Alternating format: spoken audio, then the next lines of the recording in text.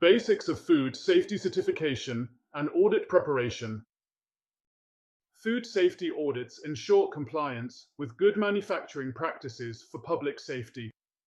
Developed by authorities and industry, these standards help verify compliance and promote collaboration across the supply chain.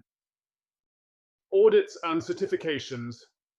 Audits may be conducted first party as an internal self-assessment, second party as in a proprietary supplier audit, or third party as conducted by an independent certification body. Although each has its value in the GMP environment, this document will focus on preparation for an independent third-party standards-based audit toward achieving or renewing facility certification.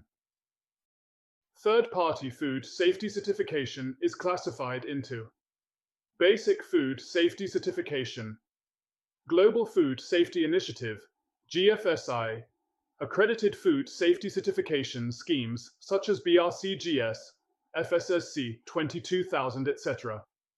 Regional Regulatory Certification. Food Safety Audit Process. Typically, a comprehensive food safety audit follows a 5-step process: planning, execution, corrective and preventive action, verification, and evaluation. Food safety audit preparation.